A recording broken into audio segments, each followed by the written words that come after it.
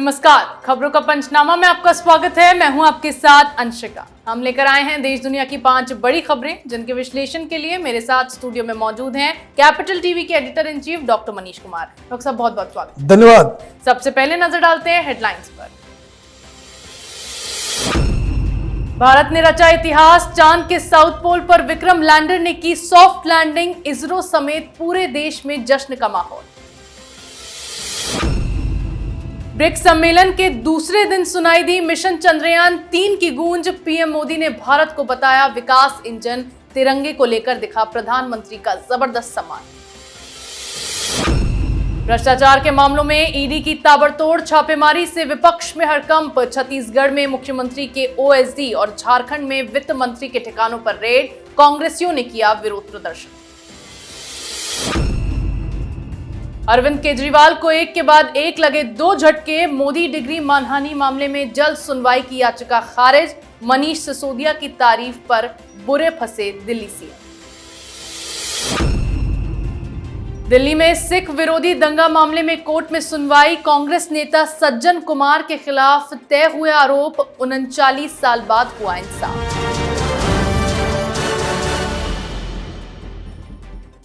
और खबरों की शुरुआत में बात करेंगे आज की सबसे बड़ी खबर की। भारत का मिशन मून सफलतापूर्वक पूरा हो गया।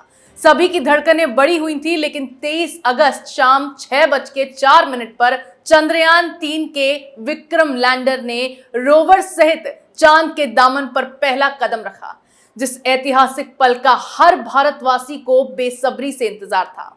और इसी के साथ चांद के साउथ पोल पर सफल लैंडिंग करते ही भारत दुनिया का पहला देश बन गया है, साथ ही चांद पर अपना यान उतारने का कारनामा करने वाला दुनिया का चौथा देश भी।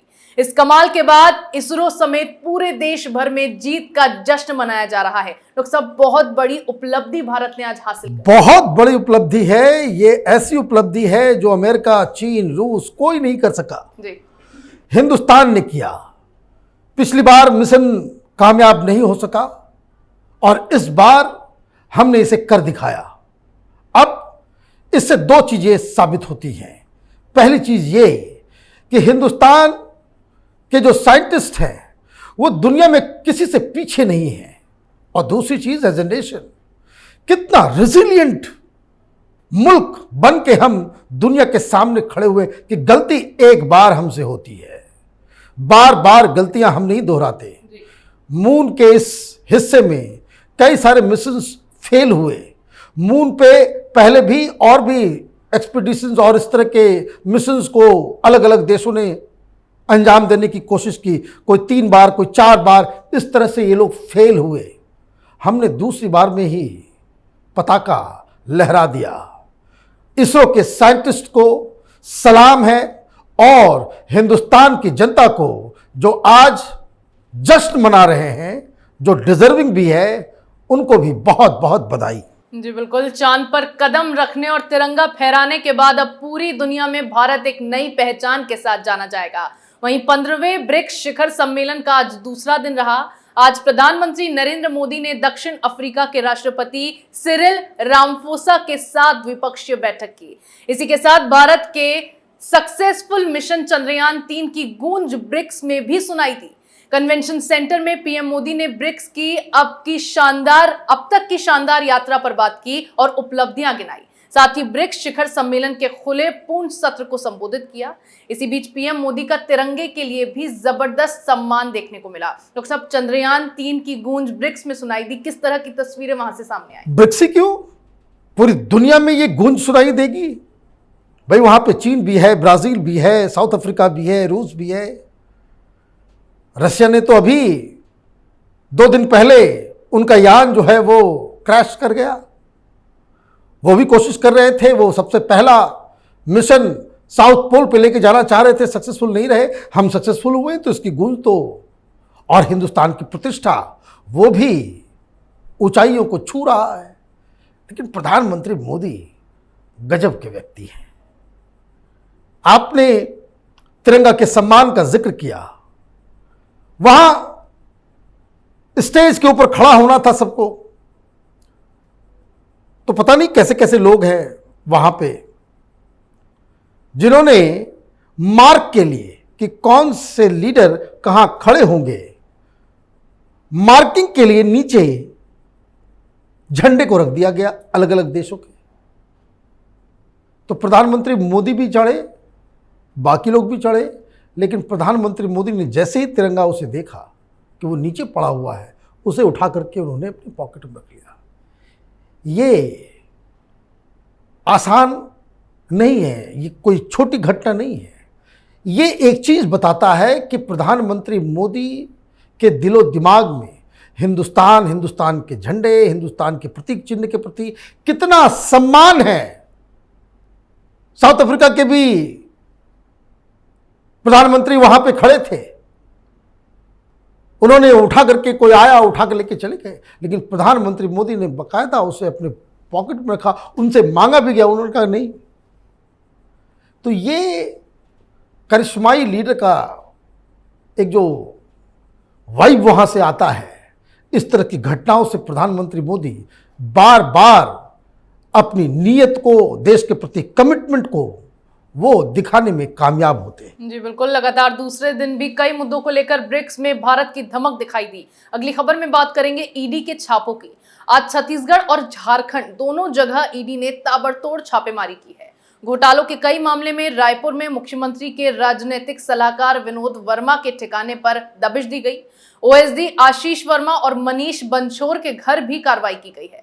कारोबारी विजय भाटिया के घर भी जांच चल रही है। झारखंड में शराब और जमीन घोटाले में ईडी ने सोरेन सरकार में वित्त मंत्री डॉक्टर रामेश्वर उरांव के रांची के घर सहित 5 शहरों में 32 ठिकानों पर छापेमारी की।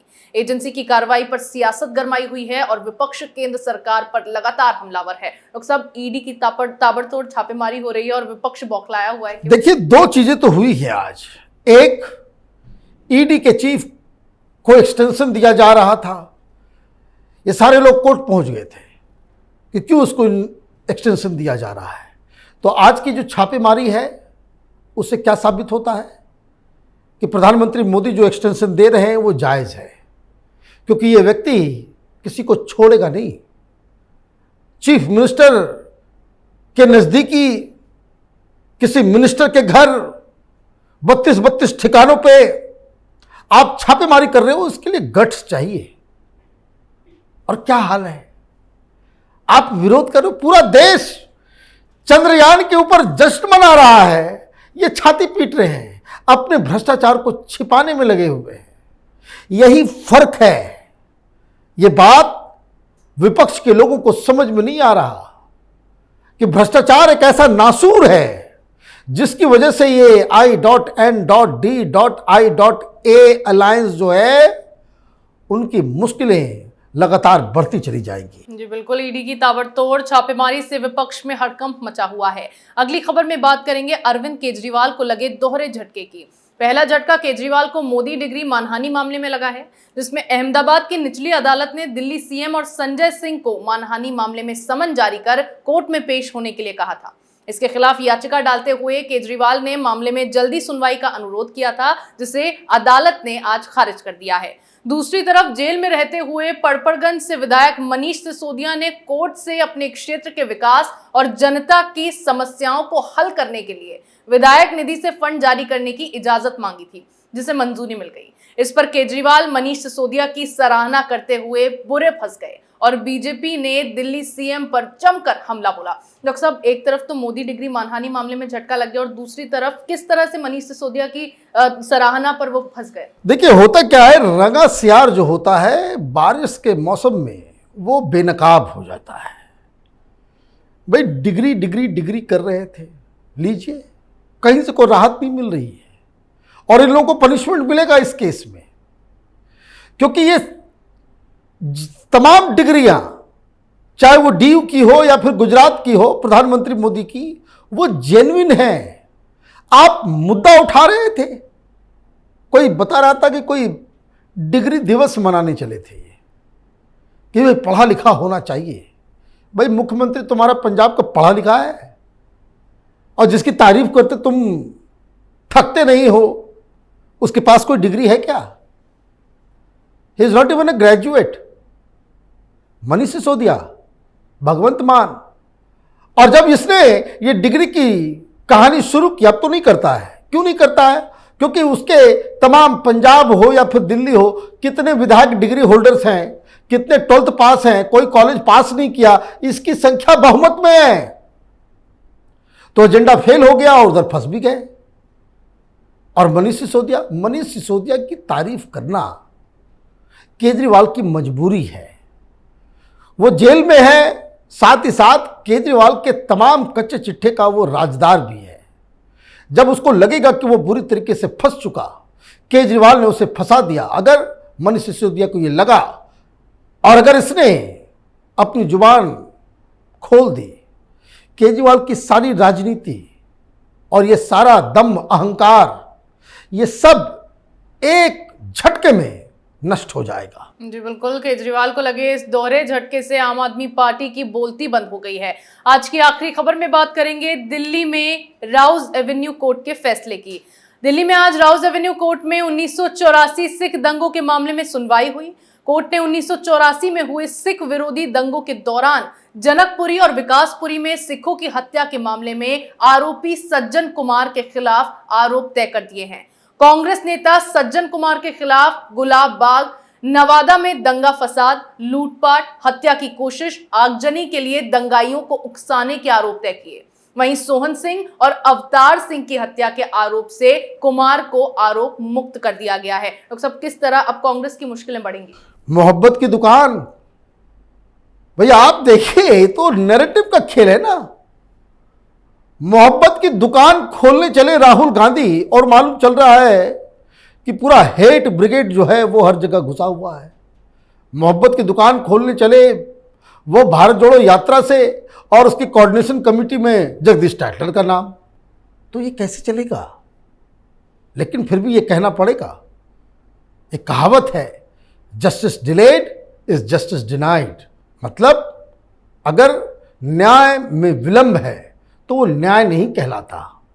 इतने साल लग गए, 84 का दंगा, और आज आप आरोप तय कर रहे हो।